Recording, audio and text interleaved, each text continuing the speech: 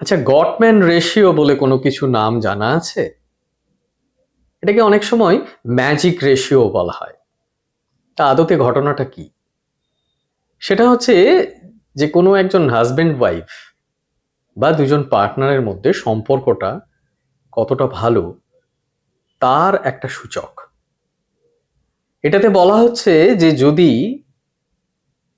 দুজন স্বামী স্ত্রীর মধ্যে 5টা ন্যূনতম পজিটিভ ইন্টারাকশন হয় এবং একটা নেগেটিভ ইন্টারাকশন হয়, অর্থাৎ রেশিওটা ভালো ইন্টারাকশন এবং খারাপ ইন্টারাকশনের 5:1, তাহলে কিন্তু সেই সম্পর্কটা ভালো দিকে যাচ্ছে।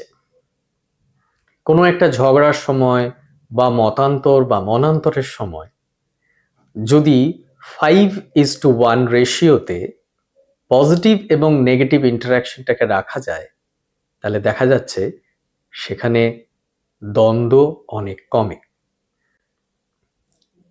এটা অনেকে কিন্তু যাদের নিত্যদিন নিজেদের মধ্যে লেগে রয়েছে ঝামেলা, গৃহ বিবাদ, কোন্দল, সেখানে কিন্তু এই ফর্মুলাটা মাথায় রেখে যদি আপনি চলেন, হয়তো সম্পর্কটা ভালো হতে পারে।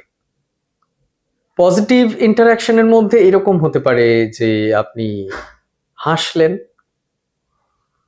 দ্বিতীয় হতে পারে আপনি কোনো কিছু ওনার পার্টনারের ভালো কিছুতে অ্যাপ্রিসিয়েট করলেন,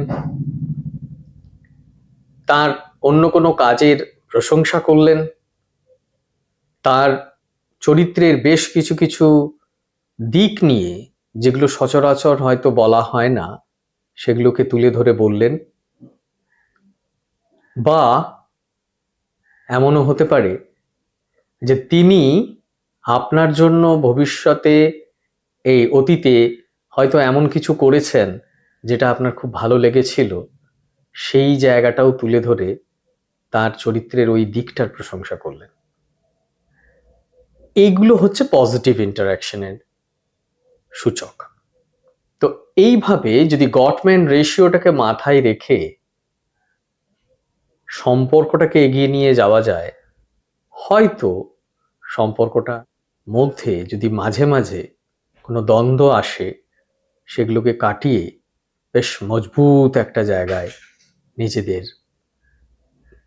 রাখা সম্ভব।